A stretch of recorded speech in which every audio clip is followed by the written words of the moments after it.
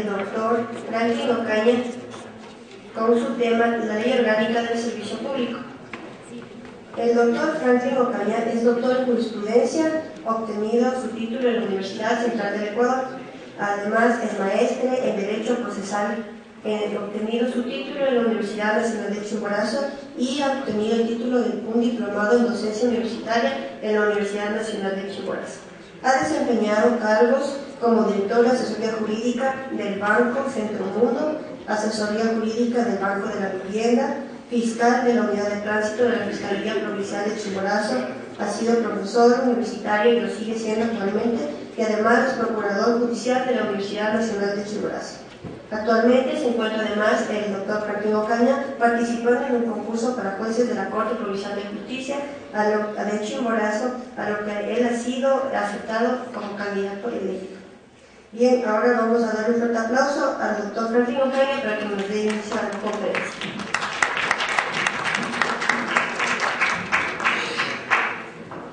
Buenas tardes. En verdad es un honor poder dirigirme a todos ustedes por segunda vez en estos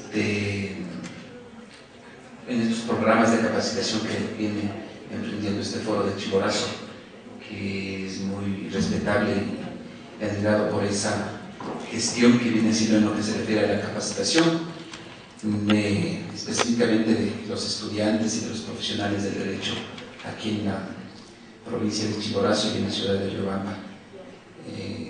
Es de felicitar cómo lo hacen de manera profesional y honesta estos programas de capacitación, a la cual por esta segunda vez me han invitado a participar y con gusto lo he aceptado porque sé que es una forma de poder transmitir lo poco que uno se conoce de la experiencia profesional y que ustedes puedan ir entendiendo y comprendiendo un poco más de todo el derecho ecuatoriano, y específicamente en estos últimos años que hemos sido objeto de transición. En esta vez me han pedido de que se hable de la Ley Orgánica del Servicio Público. Es una ley que está en vigencia desde el año 2010, donde la Asamblea procedió a promulgar una nueva ley orgánica del servicio público, reemplazando a la LOSCA que existía antes, la ley del servicio civil y carrera administrativo. Bueno, existen algunos cambios sustanciales, específicamente adecuando al nuevo marco constitucional. Inicialmente yo quisiera referirme empezando desde las normas constitucionales en lo que se refiere a la norma constitucional. ¿Qué pasa con el servicio público en las normas constitucionales? Dice el artículo 225 de la Constitución que el sector público está comprendido por algunas dependencias y personas jurídicas. Dice los organismos de dependencia de las principales funciones del Estado: la función ejecutiva, la función legislativa y la función judicial, que son las tradicionales desde la Revolución Francesa, que se viene manteniendo esta clasificación de los poderes, pero a partir del nuevo marco constitucional del 2008, en nuestro Estado se incluye la función electoral y la de transparencia y control social. Estas son también parte del servicio público. Las entidades que integran el régimen autónomo descentralizado, que son los famosos GATS, los gobiernos autónomos descentralizados, los provinciales, los regionales, que esperamos que ya se cree el marco legal para su creación, los municipales y los parroquiales. También las entidades creadas por la Constitución y la ley para el ejercicio de una potestad estatal para la prestación de un servicio público. Son entidades de derecho público que han creado para brindar un servicio específico. Aquí entrarían claramente las universidades. Son instituciones del sector público creadas mediante ley para cumplir una potestad específicamente determinada en la ley o en la Constitución. Y tenemos las personas jurídicas creadas por actos normativos de los gobiernos autónomos descentralizados. Son las famosas empresas que crean los municipios o los consejos provinciales. Antes hoy los GATS, ¿sí? Las empresas de alcantarillado, de agua potable, de transporte, también comprenden el sector público. Son instituciones que se encuentran dentro del sector público. La Constitución también habla sobre las atribuciones de los servidores públicos. Dice que las instituciones del Estado son organismos de dependencias. Los servidores públicos y las personas que actúan en virtud de una potestad ejercerán solamente las competencias y facultades que les sean atribuidos. Siempre se está hablando, o siempre los servidores públicos que están sujetos a control dicen, bueno, ¿qué es lo que debemos hacer y qué debemos evitar para entrar en problemas de glosas o de responsabilidades civiles o administrativas como los organismos de control? Bueno, aquí está lo elemental, lo que, resumido, lo que debe hacer el servidor público. Para no tener este tipo de inconvenientes, los servidores públicos deben ejercer solamente las competencias que se le atribuyen a la ley. Si no hacen eso, pues bueno, ahí se tendría problemas. Entonces, las facultades y competencias y atribuciones del servidor público están claramente determinadas en la Constitución y la ley. Sobre la administración pública, constituye un servicio a la colectividad que se rige por los principios de eficacia, eficiencia, calidad, jerarquía, desconcentración, descentralización, coordinación, participación, planificación, transparencia y evaluación. Son los principios rectores que rigen al servicio público y al servidor público. Cómo deben actuar, cuál es su desenvolvimiento, cómo tienen que brindar el servicio público que está encomendado por la Constitución y la ley. ¿Sí? Los principios de eficacia, ¿sí? Sus resultados tienen que ser eficaces, el servicio público tiene que dar resultados positivos, tiene que ser obviamente eficiente, es algo que el Estado está preocupado en que se cumpla con la eficiencia del servicio público. Se ha escuchado mucho al presidente de la República sobre esta tarea que está encomendada específicamente en el Ministerio de Relaciones Laborales. ¿Sí? Los otros principios de calidad, obviamente el servicio público tiene que ser de calidad, ¿sí? Tenemos que estar satisfechos y debe cumplir con las necesidades de toda la ciudadanía, de todas las personas. De jerarquía, obviamente el servicio público está jerarquizado, existen dentro de la carrera del servicio público determinadas direcciones, jefaturas, las cuales se tienen que cumplir, y esa es la forma de jerarquizar el sector público. La desconcentración y descentralización, obviamente para dar un buen servicio se habla mucho de estos aspectos de desconcentración y descentralización, que es dentro de una misma dependencia o fuera de una entidad pública. La Constitución también nos habla algo, claro que sí, si bien antes lo respaldaba la LOSCA, la Ley Orgánica de Carrera Civil, de Servicio Civil y Carrera Administrativa, pero ahora es un poco más profundo, más exigente el ingreso al servicio público, y eso tiene que ser mediante concurso de mérito y oposición. Ahora, para el ingreso o para ascender dentro de la carrera del servicio público, necesariamente se tiene que hacer por el concurso de mérito y oposición. Antes había normas que no establecían de manera clara este aspecto, que permitían dudas y se daban otro tipo de formas de selección de servidores públicos, pero hoy con la ley orgánica, la LOSEF, la ley orgánica del servicio público, está de manera clara determinada que tiene que ser por concurso de mérito y oposición a la carrera del servicio público, porque ya vamos a ver que hay otro tipo de nombramientos, otra clase de servidores públicos que no necesariamente tienen que ingresar por concurso de merecimientos y oposición. ¿Quiénes son servidores públicos? La Constitución, de manera clara, y también el artículo 4 de la LOSET, de la Ley Orgánica del Servicio Público, determina que son servidores públicos todas las personas que en cualquier forma o a cualquier título trabajen, presten servicios o ejerzan un cargo, función o dignidad dentro del sector público. Esta definición es un poco más clara, más amplia en relación a los conceptos que existían antes, porque se daba confusión a quienes se consideran servidores públicos o no. Había muchas consultas que se realizaba a la Procuraduría General del Estado, pero ahora se dice ya claramente que son los que a cualquier título trabajen o presten servicios. Pueden tener nombramientos, pueden tener contratos, incluso contratos de naturaleza civil, contratos administrativos. A veces pensaban que quienes que prestan servicios profesionales y se les respaldaba con un contrato contrato civil de arrendamiento o de prestación de servicios profesionales no eran servidores públicos. Ahora se entendería que cualquier persona que cualquier título preste servicios se le considera servidor público. Y también indica que los obreros y obreras del sector público se sujetarán al Código de Trabajo, porque los servidores públicos de manera general se sujetan al régimen de la Ley Orgánica del Servicio Público.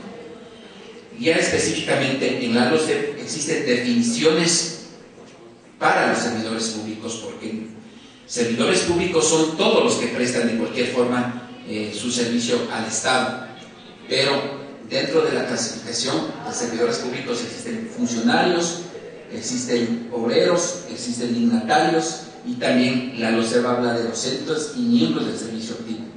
Los funcionarios, ¿sí?, no son los servidores de carrera. Los funcionarios es el servidor que ejerce un puesto excluido de la carrera del servicio público, es de libre nombramiento y remoción, y su puesto se encuentra dentro del grupo de nivel jerárquico superior.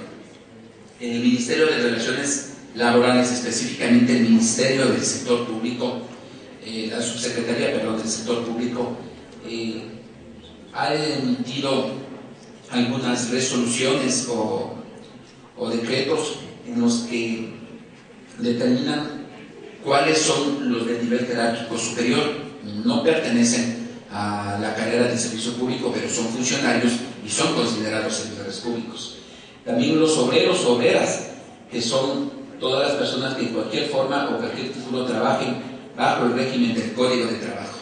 Habrá que diferenciar que los servidores públicos de manera general son aquellos que prestan el servicio al Estado y tienen un aporte intelectual al mismo, y ellos se sujetan a esta ley, a la Ley Orgánica del Servicio Público.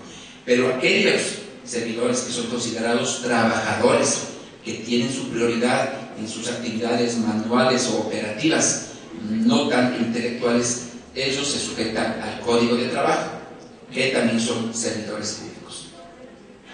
También tenemos a los dignatarios, que son las personas elegidas por votación popular por un periodo fijo para ejercer funciones atribuidas y establecidas en la Constitución y la ley. Son el presidente de la República, el vicepresidente, los asambleístas, en los gobiernos autónomos descentralizados, los consejeros, los prefectos, alcaldes, ¿sí?, concejales y otros más. Además hablan de docentes, que los docentes se sujetan también a un régimen propio. Ellos no se sujetan en determinados aspectos a la Ley Orgánica del Servicio Público. Los docentes del magisterio y los docentes de educación superior tienen su régimen propio en sus leyes. Los docentes de la educación primaria, media, ¿sí?, se sujetan a la Ley de Educación Intercultural. En cambio, los docentes universitarios y de escuelas politécnicas se sujetan a la Ley Orgánica de Educación Superior, pero también son considerados servidores públicos. Y los miembros del servicio activo de las Fuerzas Armadas y de la Policía, que también se sujetan a sus leyes específicas. Se dice que la ley definirá el organismo rector en materia de recursos humanos y remuneraciones para todo el sector público. Una de las cosas novedosas de la LOCEP desde el año 2010 es de que se determina un órgano rector ya para todo el sector público, para profesores, para dignatarios, para otra clase de servidores públicos, ¿sí? Se establece el organismo rector, que es el Ministerio de Relaciones Laborales. Ellos son los que tienen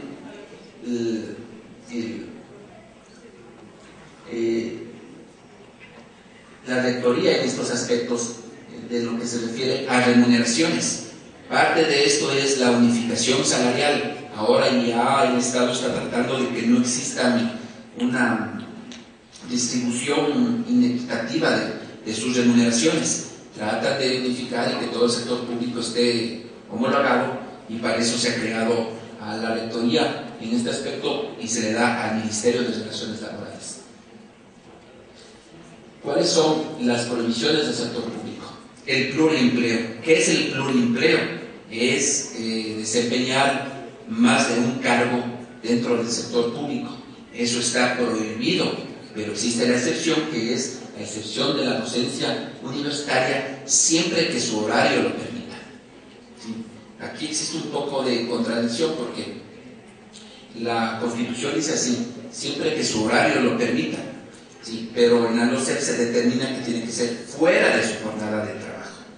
Entonces, cuando una persona tiene la calidad de servidor público y tiene la posibilidad de ejercer la docencia universitaria, hay cómo hacerlo. Eso no es pluriempleo, pero tiene que ser fuera de su jornada de trabajo. También otra prohibición es el nepotismo. Ya vamos a ver luego cómo lo define la Ley Orgánica del Servicio Público del Nepotismo. Y también la prohibición son las acciones de discriminación de cualquier tipo. El artículo 11 de la Constitución determina claramente sobre la discriminación, que ninguna persona puede ser discriminada por ninguna razón, y es específicamente, claramente, los motivos por los que no pueden ser discriminados. El nepotismo es la designación, nombramiento, posesión o contrato en la misma entidad pública dentro de las señaladas en el artículo 3 de la ley, que fueron las que vimos anteriormente, las funciones del Estado, de las creadas por ley, de los gobiernos autónomos descentralizados. Esas son las instituciones del artículo 3, que no pueden nombrar, decía, contratar, posesionar o designar a los parientes comprendidos hasta el 4º grado de consanguinidad y 2º de afinidad, ¿sí? Y también con quien se mantenga unión de hecho. Está de manera clara, ahora sí en la LOCEP definido este aspecto, porque antes en la LOCEP había algún aspecto que daba una interpretación y había algunos pronunciamientos del Procurador General del Estado sobre este aspecto. El nepotismo también se extiende a los parientes de los miembros de los cuerpos colegiados o directorios de la institución. Por ejemplo, en los municipios o en los gobiernos autónomos descentralizados municipales existe un consejo municipal, ¿sí? La designación, o la prohibición de nombrar, designar o contratar se extiende también a los parientes dentro del 4º grado de consanguinidad y 2º de afinidad de los miembros de ese órgano colegiado o semidirectivo, o de ese consejo municipal, como doy el ejemplo. Puede ser de una universidad, por ejemplo, de un consejo universitario, de un consejo politécnico. No se puede designar a los parientes de los miembros de ese órgano colegiado también. Si se lo hace, caeríamos en nepotismo, que incluso es determinado como responsabilidad administrativa y civil, si es que existe el perjuicio económico del Estado, determinado por la Contraloría General del Estado. Algo novedoso de la LOCEP, que dentro de estas provisiones legales, cuando define el nepotismo, también define lo que es conflicto de intereses, ¿sí? Determina la LOCEP que el conflicto de intereses es cuando entre servidores públicos de una misma institución que tengan entre sí algún grado de parentesco determinados en la ley, que son los del 4º grado de consanguinidad y 2º de afinidad, y deban tomar decisiones en relación al citado conflicto de intereses, informarán a su inmediato superior sobre el caso y se excusarán inmediatamente de seguir conociendo el procedimiento controvertido. Cuando existe un conflicto de interés, o sea, que exista participación dentro de un determinado acto o conflicto dentro de una institución pública, ¿sí? Donde que estén participando familiares dentro del 4º grado de consanguinidad y 2º de afinidad, hay conflicto de intereses. Entonces, ese servidor público tendrá que excusarse de conocer ese aspecto.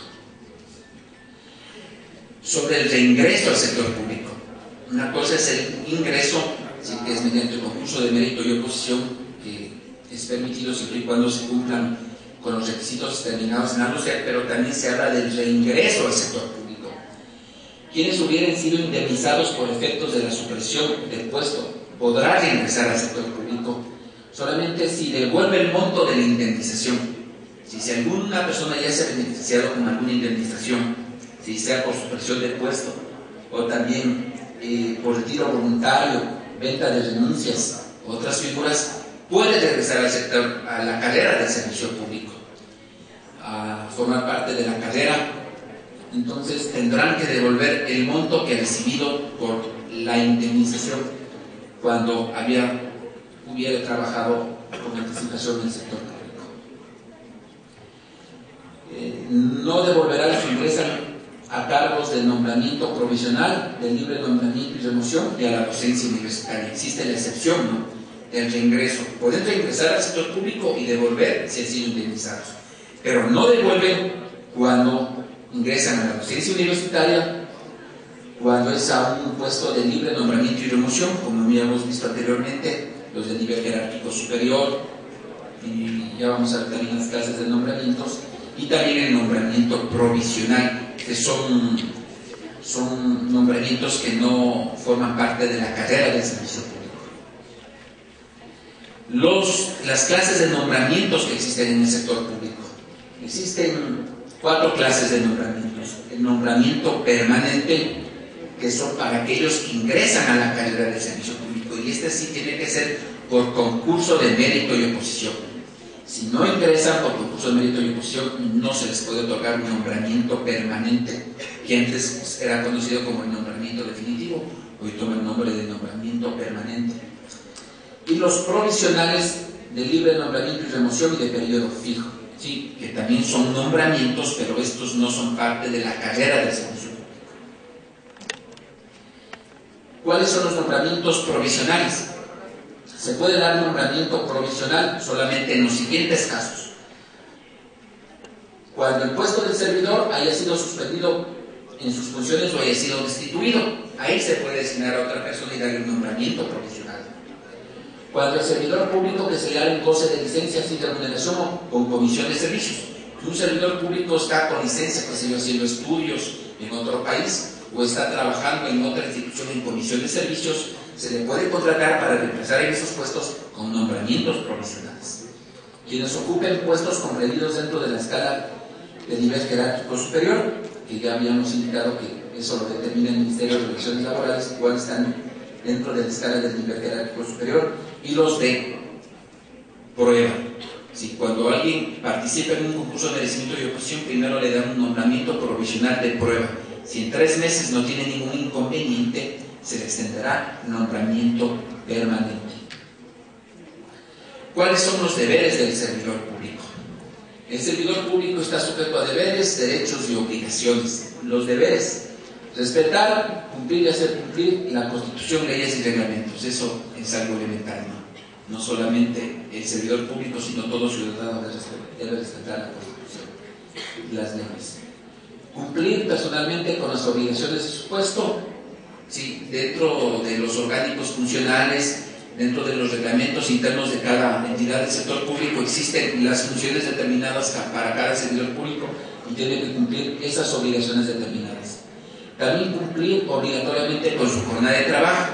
Vamos a ver en lo posterior cuál es la jornada para el sector público.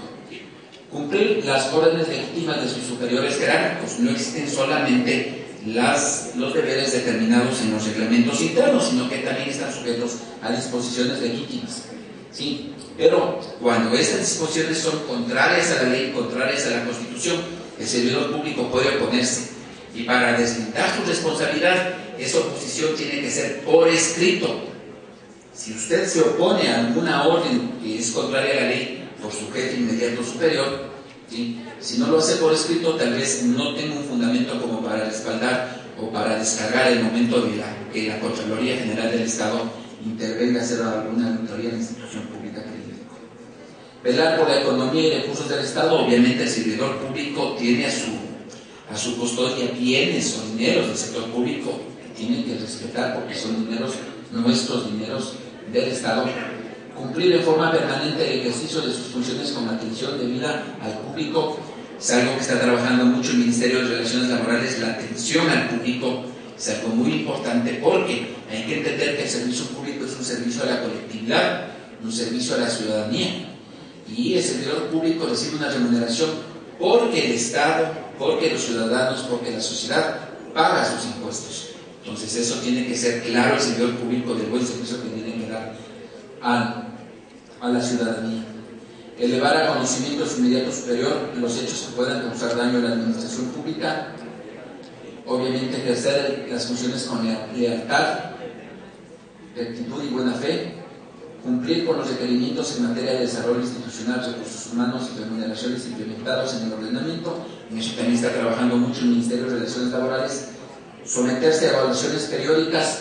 Vemos que el Ministerio de Relaciones Laborales está haciendo evaluaciones periódicas a las instituciones del sector público. Recién hicieron, por ejemplo, la Dirección de Rehabilitación Social, el Ministerio de Gobierno, Vemos que hay muchas personas que no superan estas evaluaciones y ahí existen normas que les exigen salir del servicio público.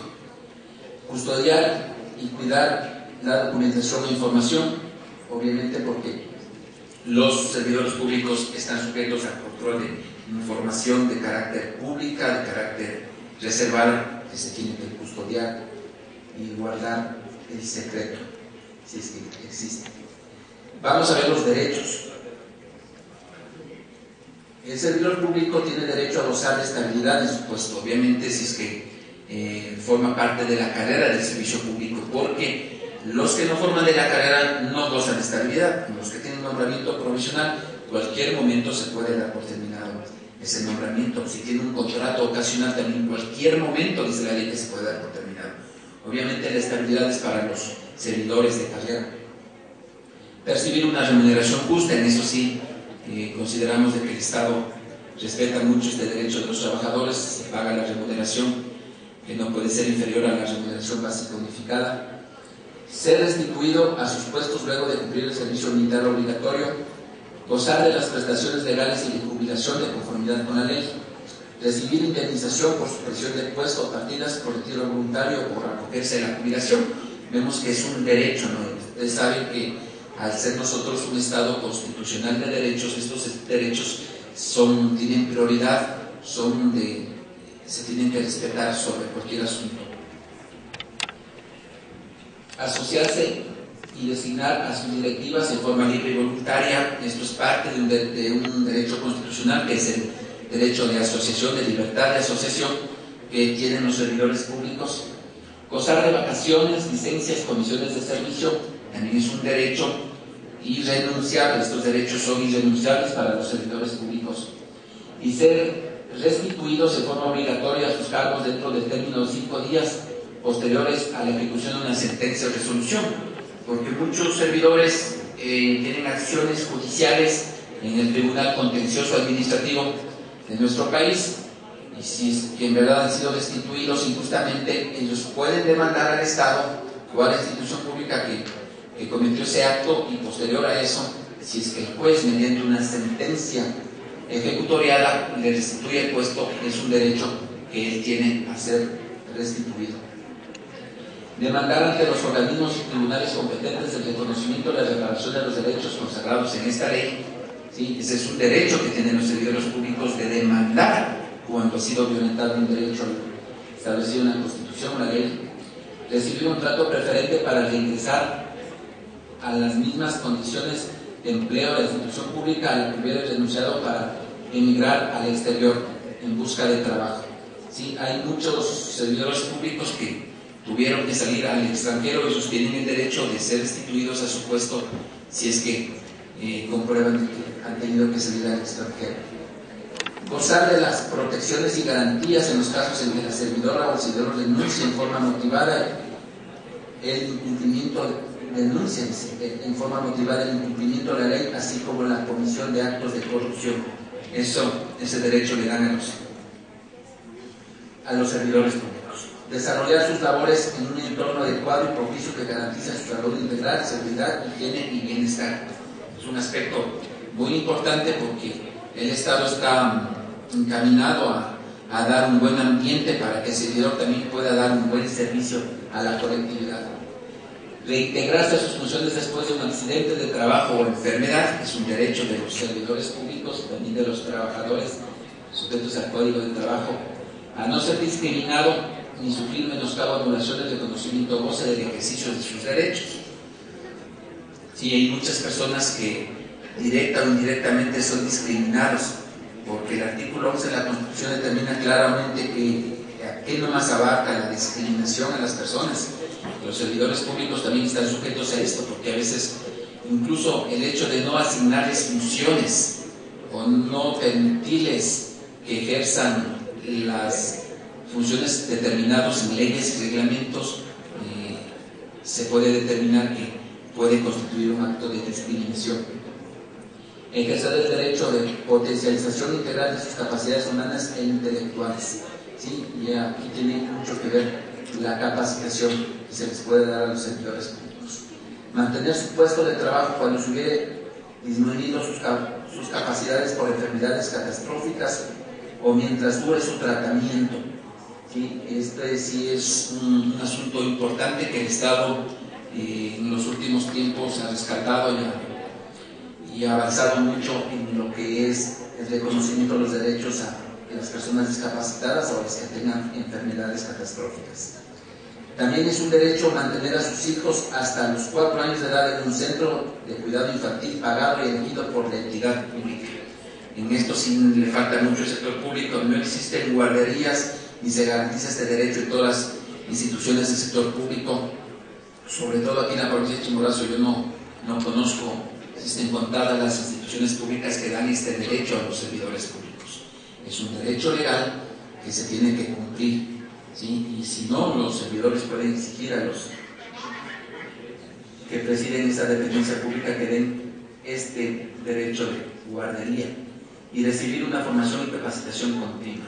Eso es en cuanto a los derechos de los servidores públicos. Hemos visto los deberes, los derechos, y vamos a ver las provisiones, porque estas provisiones pueden ser objeto de sanciones a los servidores públicos. Es una provisión determinada al servidor público el abandonar injustificadamente su trabajo. ¿Sí? Se determina que quien abandona injustificadamente por más de 3 días puede ser objeto de un sumario administrativo y ser separado del sector público. Ejercer otro cargo, desempeñar actividades extrañas a sus funciones durante el tiempo fijado como horario de trabajo. Obviamente el servidor público tiene que cumplir las funciones determinadas internamente en una ley. Si cumple otras funciones, pues eso es una prohibición y puede ser objeto de sanción. Retardar o negar en forma injustificada el oportuno despacho de los asuntos y la prestación de servicio a que está obligado a hacerlo. ¿Sí? Es una prohibición del sector público. Ordenar la asistencia a actos públicos de respaldo político. Los servidores públicos no pueden practicar proselitismo político dentro de las instituciones del sector público o mientras ejercen las funciones del sector público. Es una prohibición determinada en la ley. Abusar de la autoridad que le confiere el puesto para contar la libertad, para coartar sufragio de asociación o garantía constitucional. El servidor público no puede coartar la libertad de sufragio, asociación u otra garantía constitucional. Esta es una falta grave que puede ser objeto de sumario administrativo y de destitución del servidor público. Ejercer actividades electorales en uso de sus funciones o aprovecharse de ellas para esos fines. Paralizar a cualquier título los servicios públicos, especiales los de salud, educación, justicia, seguridad social, energía eléctrica, agua potable, alcantarillado, procesamiento, transporte y distribución de hidrocarburos y sus derivados. El servicio público no tiene que paralizarse por ningún motivo, obviamente porque es un servicio a la colectividad. Paralizar este servicio es una prohibición y una falta que puede ser objeto de sanción. Mantener relaciones comerciales, societarias, financieros, directa o indirectamente con contribuyentes o contratistas de cualquier institución del Estado. Sí, muchas instituciones están contratando con otras instituciones públicas o otras instituciones privadas o personas naturales también. Si alguien mantiene relaciones comerciales con esas personas que contratan con el Estado, es algo prohibido por ley. Resolver asuntos, intervenir, emitir informes, gestionar, tramitar o suscribir convenios o contratos con el Estado por sí o por intermedio de interpuestas personas. Esto también es algo nuevo de la LOCEF, que no existía antes en la LOSCA, donde que se prohíbe a los servidores públicos contratar con el Estado. Sí, claro que hay algunas excepciones como la docencia universitaria, pero de manera general en todos aquellos procesos de prestación de servicios o adquisición de bienes o consultorías, los servidores públicos no pueden contratar con el Estado. Solicitar o aceptar o recibir de cualquier manera dádivas, recompensas, regalos o contribuciones en especie, bienes o dinero, privilegios o ventajas está prohibido. Se puede considerar esto como un delito penal, ¿no? Ni cohecho o la confusión, sin que también, a más de la sanción administrativa que puede tener, puede ser objeto de un proceso penal. Percibir remuneraciones o ingresos complementarios, eso ya no se puede hacer en el sector público. Antes veíamos que habían bonificaciones, compensaciones, beneficios en el sector público. Con la bonificación salarial esto se está eliminado y recibirlo es una prohibición. Y negar las vacaciones injustificadamente a los servidores públicos. pues ya vemos que las vacaciones son derechos irrenunciables de los servidores públicos. Si un servidor público niega a otro servidor público el goce de sus vacaciones, está cometiendo una falta que puede ser objeto de sanción. Esto es en cuanto a derechos, prohibiciones y deberes de los servidores públicos. Vamos a ver aspectos puntuales y de interés que establece la Ley Orgánica del Servicio Público, como las jornadas de trabajo. La LOCEP establece dos clases de jornadas de trabajo, ¿sí? La jornada ordinaria y la jornada especial. La jornada ordinaria es la que se cumple, ¿sí?, con 8 horas diarias efectivas y continuas, de lunes a viernes y durante 5 días de cada semana, con 40 horas semanales y con periodos de descanso. Y los periodos de descanso pueden variar de 30 minutos a 2 horas, pero se tiene que cumplir las 8 horas diarias. Esa es la jornada ordinaria. Pero hay otras instituciones públicas que por su naturaleza no necesariamente pueden cumplir o exigir a sus servidores que trabajen en jornada ordinaria. Para eso están las jornadas especiales, que son aquellas que por la misión que cumple la institución no pueden sujetarse en la jornada única y requieren de jornadas o horarios especiales, como la jornada nocturna, ¿no? Sobre las licencias con remuneración, los servidores públicos tienen derecho a obtener licencia, y esta licencia tiene que ser con remuneración en los siguientes casos: por enfermedad hasta por 3 meses, y igual en caso de que tenga por esa enfermedad que recibir rehabilitación, también tiene derecho a 3 meses más de licencia con remuneración. Entonces, si un servidor público recibe una enfermedad, puede ser una leve, puede ser de 2 o 3 días, recibe licencia con remuneración, pero si es una enfermedad un poco más grave, tiene derecho hasta 3 meses de licencia. También por enfermedad catastrófica o accidente grave, hasta por 6 meses. Obviamente, quien califica esto de accidente grave es la institución de servicio público amparada en un certificado médico del Instituto Ecuatoriano de Seguridad Social. Sí, y además, en caso de esta enfermedad o accidente grave, también tiene derecho a 2 horas diarias para su rehabilitación, a más de la licencia con remuneración. También las servidoras públicas tienen licencia por maternidad de 12 semanas por el nacimiento de su hijo o hija. En caso de nacimiento múltiple, el plazo se extenderá por 10 días adicionales, entonces tendría 22 días en caso de nacimiento múltiple. También eso fue para los servidores, para las servidoras, y ahora para los servidores públicos por paternidad se les da 10 días de licencia con remuneración. En caso de cesárea de su cónyuge o pareja en unión de hecho, o que sea un nacimiento múltiple, esa licencia se ampliará por 5 días más. También cuando los padres adoptan a un hijo, tienen derecho a la licencia con remuneración por 15 días, los mismos que correrán a partir de la fecha en que la hija o hijo le fuera entregado legalmente. Ahí se les da licencia con remuneración.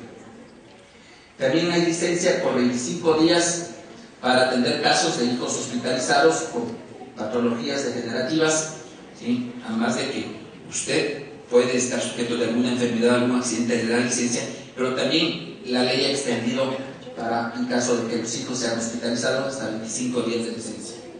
Y también por la calamidad doméstica entendida por el fallecimiento, accidente o enfermedad graves de cónyuges o de los parientes hasta el 2º grado de consanguinidad y 2º de afinidad, se les da 8 días de licencia. Y por por matrimonio, 3 días en total. Si el servidor público desea contraer nupcias o casarse, tiene 3 días de licencia. Esas son las licencias con remuneración, pero también el servidor público puede solicitar licencia sin remuneración, que es por necesidad del servidor público hasta 15 días, ¿sí? Se le puede dar por el jefe inmediato superior y hasta 60 días por la autoridad nominadora. También para efectuar estudios regulares de posgrado en instituciones de educación superior, se les da hasta 2 años de licencia sin remuneración para que el servidor público pueda ir a cumplir con sus estudios. Y para el servicio militar, para participar como candidato de elección popular, también se le dará licencia sin remuneración desde cuando registre su candidatura en el Consejo Nacional Electoral hasta cuando se hayan promulgado los resultados. Ese es el periodo de licencia sin remuneración a los servidores públicos que van a participar como candidatos. Sobre las vacaciones, los servidores públicos tienen derecho a disfrutar de 30 días de vacaciones anuales y pagadas después de haber cumplido 11 meses de haber prestado servicios al Estado. Las vacaciones podrán ser acumuladas hasta por 60 días. O sea, uno no puede gozar un año, puede acumular hasta un segundo año y gozar los 60 días de vacaciones. No puede acumular más de 60 días. Si ya el tercer año no disfruta sus 60 días, pierde las vacaciones. Ya no tendrían 90, sino 60 días, hasta 60 días de vacaciones por hacer. Y también tienen derecho a las comisiones de servicios. ¿Qué es la comisión de servicios? Es cuando un servidor solicita ir a prestar sus servicios en otra entidad o la otra entidad requiere que el servidor vaya a prestar los servicios allá. El servidor puede solicitar comisión de servicios con o sin remuneración. También existen en la LOCET, en la Ley Orgánica del Servicio Público, los traslados administrativos, los cambios administrativos, los intercambios administrativos. Vamos a conocer un poquito sobre esto. El traslado administrativo se entiende el movimiento debidamente motivado del servidor público de un puesto a otro que se encuentre vacante, de igual clase y categoría, de distinta clase pero de igual remuneración dentro de la misma entidad. El traslado administrativo es dentro de la misma entidad y que no implica el cambio de domicilio, ¿sí? Y obviamente para que opere el traslado administrativo se necesita el consentimiento del servidor público. Si no existe el consentimiento no se puede operar el traslado administrativo, ¿sí? Incluso esto a veces puede ser objeto de persecuciones, a veces que existen en las instituciones del sector público que se agarran de estas figuras, pero la ley define claramente y determina los parámetros y las limitaciones para que operen estos movimientos de personal. Además del traslado existe el traspaso de puestos, que es el movimiento motivado por el cual la autoridad nominadora prueba informe de la unidad de administración de talento humano, ¿sí? Que ahora las unidades de recursos humanos con una LOCET han tomado el nombre de unidades de administración de talento humano, ¿sí? Autorizan el traspaso del puesto con la respectiva partida presupuestaria. Eso sí, cada servidor público tiene una partida presupuestaria que está registrada en el Ministerio de Finanzas. Si se quiere hacer un traslado o un traspaso, él pasa con su partida presupuestaria. También tenemos al cambio administrativo, y el cambio administrativo es el movimiento del servidor público de una unidad a otra distinta, sin que implique modificación presupuestaria y siempre que se realice por necesidades institucionales. Este cambio administrativo no puede ser por más de 10 meses en un año calendario. Si luego de eso el servidor público tiene que regresar a su puesto de origen. Y también se crea la figura que no existía antes en la LOSCA, el intercambio voluntario, cuando dos servidores públicos que tienen la misma partida presupuestaria o el mismo monto de la partida presupuestaria, el mismo puesto, pueden pedir el intercambio, ¿sí?, de instituciones públicas, siempre que se den los siguientes casos: por enfermedad, por cambio de estado civil o por seguridad familiar o personal. Se ubican que en otra dependencia, en otra ciudad, en otra provincia, hay otra persona que tiene su mismo nivel de puesto, su misma partida presupuestaria, y se puede hacer el intercambio voluntario de puestos. Veamos el régimen disciplinario. ¿Sí? Se consideran faltas disciplinarias aquellas acciones o omisiones de los servidores públicos que contravengan las disposiciones del ordenamiento jurídico vigente en la República y en una ley, debe ser en la Constitución de la República y en la ley, en lo atinente a derechos y provisiones constitucionales o legales. Serán sancionados por la autoridad nominadora o su delegado. Existen dos clases de faltas determinadas en la Ley Orgánica del Servicio Público: las faltas leves y las faltas graves.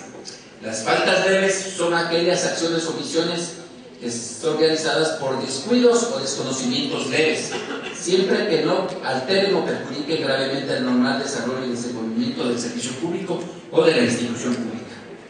Tales como, da los ejemplos, da los de incumplimiento de horario de trabajo, ¿sí?, desarrollo inadecuado de actividades dentro de la jornada de trabajo, salidas cortas no autorizadas de la institución, uso indebido o no usar los uniformes determinados en las instituciones públicas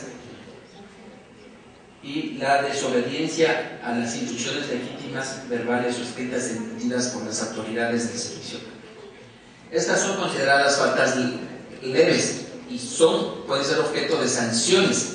Las sanciones son, sí, puede ser una amonestación verbal, amonestación escrita y hasta una multa. Pero para faltas graves, que es algo ya más complicado, que son aquellas omisiones que contrarían de manera grave el ordenamiento jurídico o alteren gravemente el orden institucional, ¿sí? Estas sanciones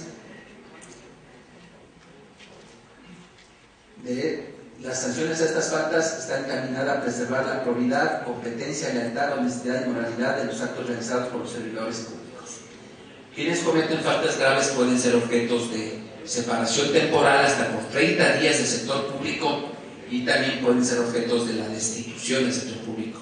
Para esto tiene que operar un sumario administrativo, obviamente concediendo el legítimo derecho a la defensa. Aquí están las sanciones a las faltas: amonestación verbal, amonestación escrita, sanción pecuniaria administrativa, que es conocida como la multa, la suspensión temporal sin goce de remuneración de hasta 30 días, dice el reglamento de la LOCEP, y la destitución del sector público.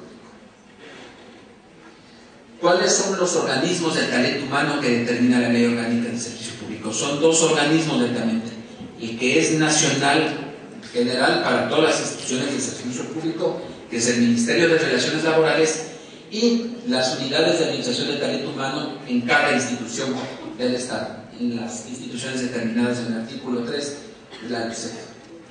Como decía, el Ministerio de Relaciones Laborales tiene la rectoría en materia de remuneraciones, ¿sí? Ahora ninguna institución puede dispararse con remuneraciones individuales. Ahora quien tiene la rectoría en esto es el Ministerio de Relaciones Laborales, ¿sí? Y también le corresponde al Ministerio expedir todas las normas técnicas correspondientes a recursos humanos, sobre selección de personal, sobre capacitación, sobre todos los aspectos que determina la LOCEP, le corresponde al Ministerio de Relaciones Laborales. Entonces, parte de la unificación del sector público es algo importante. Bueno, anteriormente vimos sobre los nombramientos, ¿sí? Pero también la LOCEP establece contratos ocasionales, que es una figura de contratar a servidores públicos que no ingresen a la carrera del servicio público.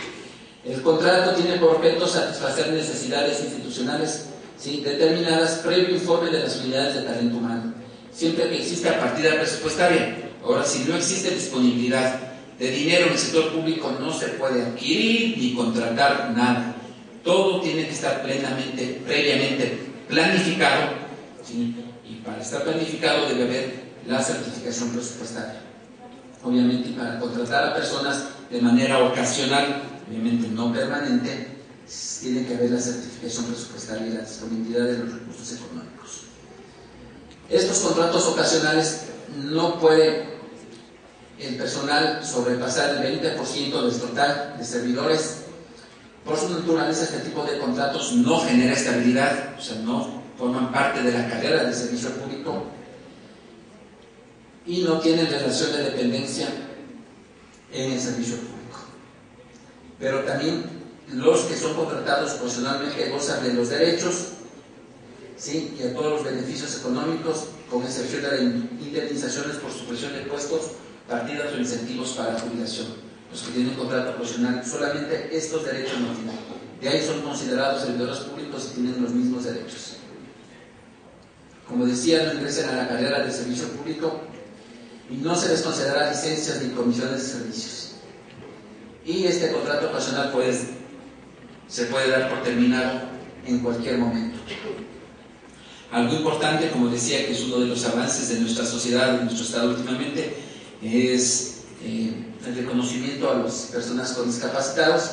Se establece en la LOCEP que todas las instituciones que cuenten con más de servidores públicos están obligados a contratar y a nombrar personas con discapacidades o con enfermedades catastróficas, promoviendo acciones afirmativas para ello de manera progresiva y hasta el 4% del total de servidores.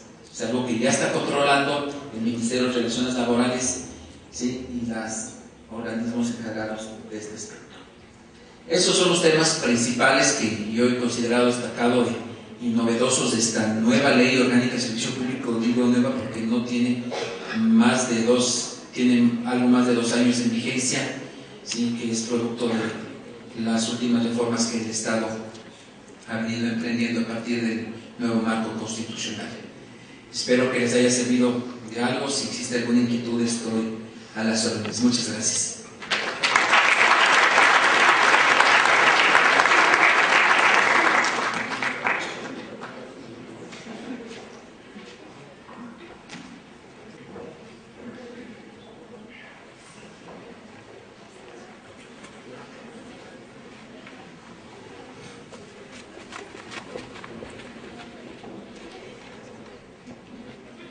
Buenas tardes, felicitándole, doctor, por la conferencia que acaba de dar. Si bien es cierto, la Ley de Servicio Público establece 2 tipos de concursos: concurso público para el ingreso al sector público y el concurso para ascenso, para el reconocimiento de los servidores de carrera. Lógicamente, siempre que cumplan con los requisitos que exige la norma técnica de selección de personal. ¿Cuál de estos 2 concursos, doctor, debería implementarse primero en los gobiernos autónomos descentralizados? Por cuanto los funcionarios públicos que se han preparado y tienen los méritos suficientes, en el caso de algunos municipios, tienen que esperar que se dé el concurso público para que luego, si es que hay la posibilidad, se dé el concurso para ascenso. ¿Cuál de los 2 concursos debería darse? Primero el del concurso para ascenso, y luego, si es que ya no existen los perfiles necesarios requeridos para tal o cual puesto, llamar al concurso abierto. ¿Cuál de los 2? Disculpe. Gracias. Bueno, hemos hablado de derechos, ¿no? Vimos sobre los derechos del servicio público, y uno de los derechos es, sí, a recibir la promoción dentro de la carrera. Al ser un derecho, yo considero que en cualquier institución pública, si existe una vacante en un puesto disponible, primero se debería tratar de llenar con los mismos servidores de carrera, hacer primero el concurso público de ascenso. Si a pesar de eso no existe ningún postulante que haya ganado ese concurso, yo creo que ahí sí deberíamos ir al concurso público de merecimiento y opción para ingreso al sector público. Sí, tiene que ser eso porque son derechos de los servidores públicos. Usted sabe que en materia de derechos son de aplicación inmediata. Incluso existe la norma constitucional de que en estos aspectos se aplicará en lo más favorable a la vigencia de los derechos de las personas, dice la Constitución. Entonces, al ser un derecho del servidor público este aspecto, yo creo que primero se tendrá que aplicar, si existe una vacante, que sea asignado mediante el ascenso. ¿Sí?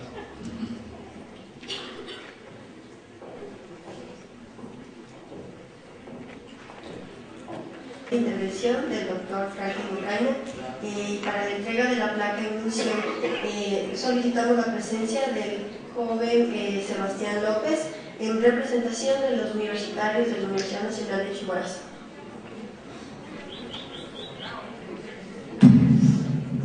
Buenas noches con todos los presentes. En realidad, mi sincera felicitación al doctor Franklin Ocaña por su brillante intervención. Estas capacitaciones, como le he dicho toda esta semana, nos sirve demasiado a nosotros como estudiantes del derecho, ¿no? Amplía nuestros conocimientos, nos hace abrir nuestro entendimiento hacia nuevos horizontes, y en realidad a los profesionales del derecho, quienes deben capacitarse día a día, también les sirve demasiado. Doctor Franklin Ocaña, su amplia trayectoria nos ha hecho invitarle a varios seminarios que hemos realizado, y para mí es un grande honor entregarle hoy esta placa de reconocimiento que manifiesta lo siguiente. El Foro Nacional Internacional Académico de Derecho confiere el presente reconocimiento al doctor Franklin Ocaña por su invalorable aporte en la realización del 4º Seminario Internacional de Derecho Multidisciplinario en calidad de expositor y por su noble contribución a la capacitación continua. Muchas gracias y una felicitación al doctor Franklin Ocaña.